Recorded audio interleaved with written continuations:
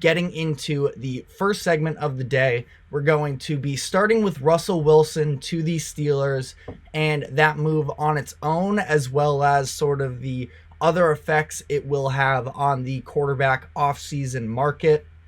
So it was late last night where it was reported that Wilson had agreed to a contract with the Pittsburgh Steelers. The deal will be 1 year, $1.21 million. So obviously very cheap here for the Steelers. A little bit, you can argue this is a no-brainer move. Now, especially it sort of boils down to what your expectations for Russell Wilson are. I don't think he would be the best backup quarterback necessarily in the league next year, but he has a very real chance to take the starting job from Kenny Pickett, who has been a little bit underwhelming with the Steelers through his first 2 seasons, and potentially set himself up, Wilson that is, for a rejuvenation after a couple of very disappointing seasons there in Denver.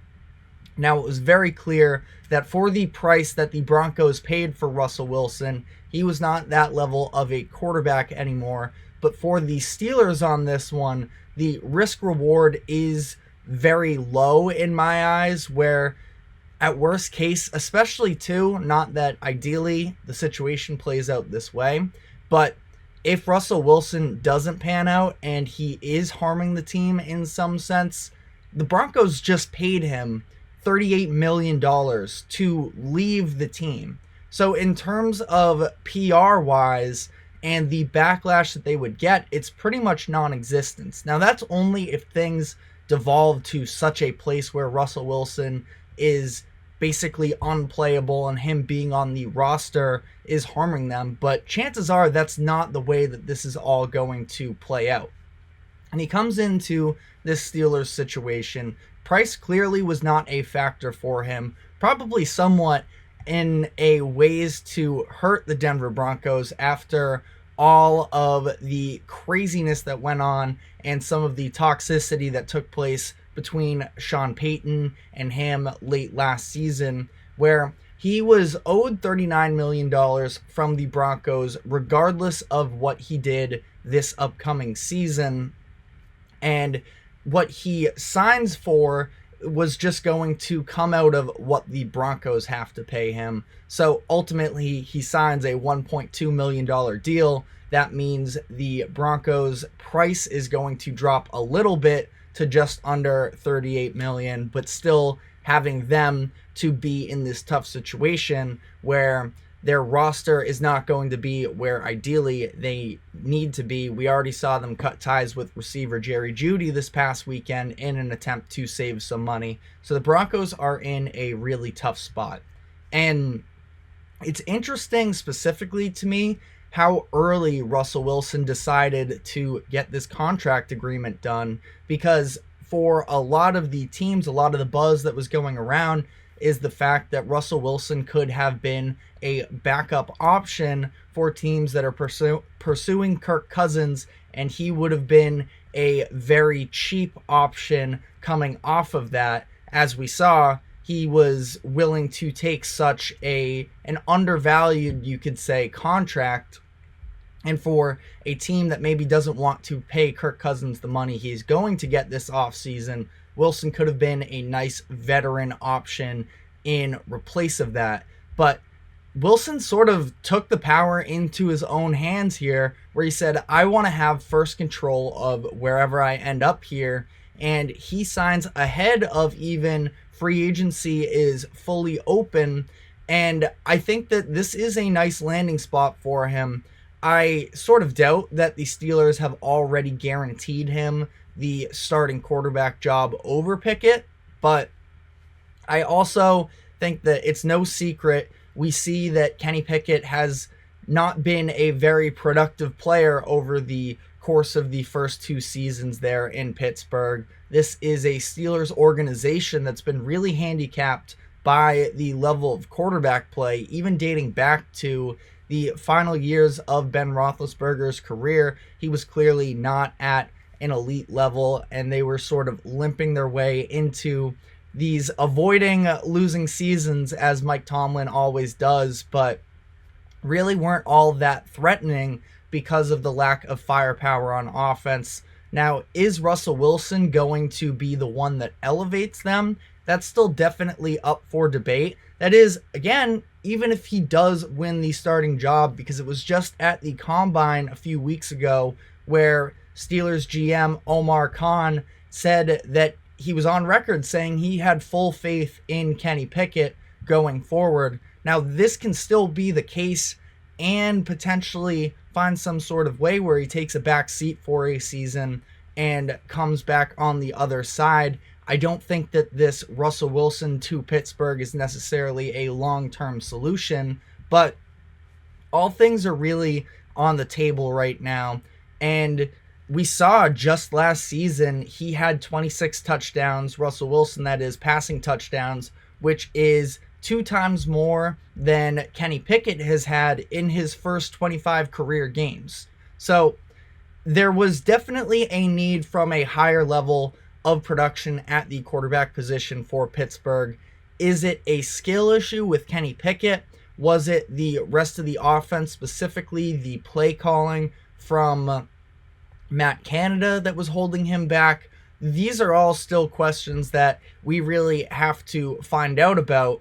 But as we know, this Steelers organization, led by Mike Tomlin as the head coach, has just been able to stay afloat despite some other circumstances, and frankly, them not being all that great of a team, but they were able to come out to a tremendous start early this year based off of their defense. That defense should still be in place for the most part headed into next season, and it's just a matter of what kind of quarterback play can they get on the other end.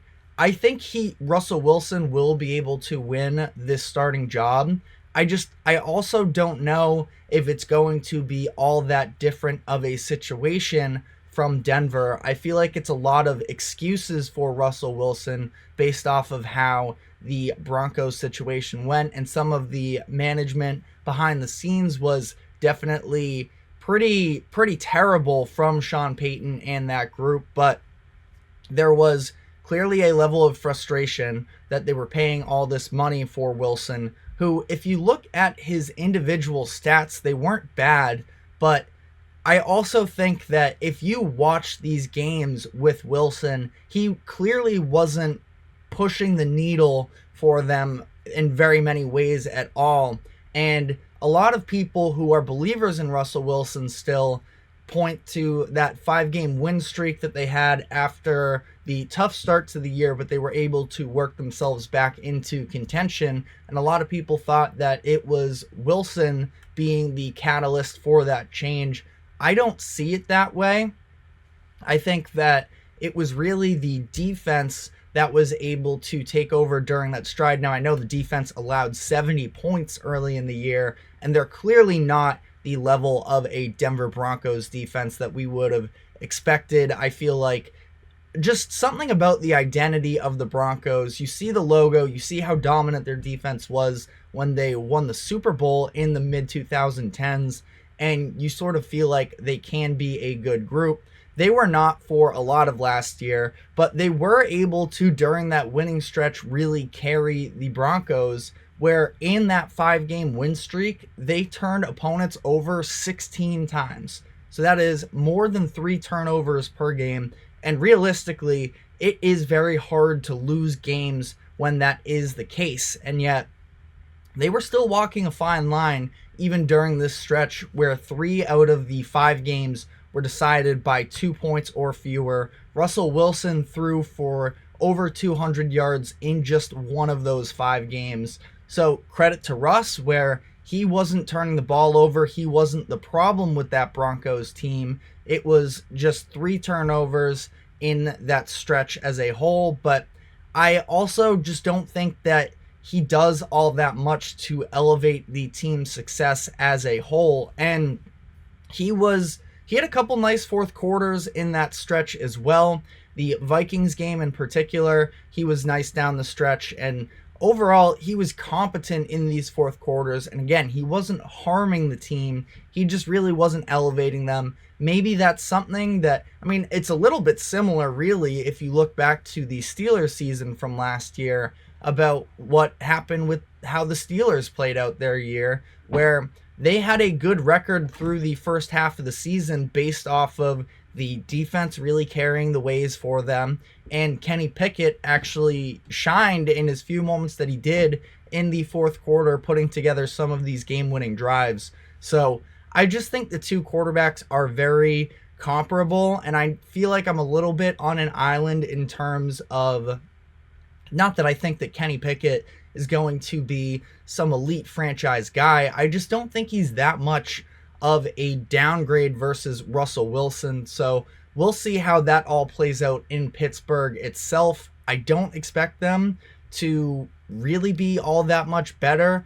They're in a very competitive AFC North division where I do think that the Ravens and the Bengals should both be better. The Browns are competitive as well. So that's a little bit just out of their control in terms of some surrounding factors. But I don't know. They're going to be a very interesting team to watch this season. Now, this does have an effect on the rest of the QB market, where I think this probably, again, him making this deal before free agency even started, I think it helps Kirk Cousins out in terms of the amount of money that he will be able to fetch in his next contract, given the fact that there isn't this other veteran guy who is a cheap backup option. There are a couple bridge quarterbacks that could sort of be in play, Jacoby Brissett, Gardner Minshew, those types, but in terms of teams that want to take a step forward and be a lot more competitive, I think that Kirk Cousins is really your only option at this point on the open market for getting somebody who could possibly elevate your roster. And again, all credit to Russell Wilson on this one to sort of take control of the power, make his own decision prior to Cousins even being able to legally enter that legal tampering period that kicked off today. And as a result, we are going to see a big time shakeup in what we were expecting in the quarterback market.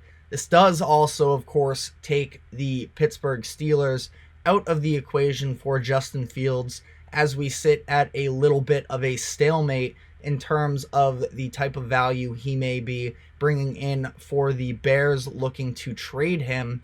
And we had another one of the quarterbacks selected in that first round with him also get traded this past weekend for not much at all. So we will be getting into that and all of the rest of the stories from this past weekend before opening up the floodgates for this free agency and talking about all the moves that are currently taking place as we speak. So we are going to be taking our first break, and when we come back on the other side, we will be wrapping up the remainder of the moves that took place this weekend. So stick with us. We will be right back.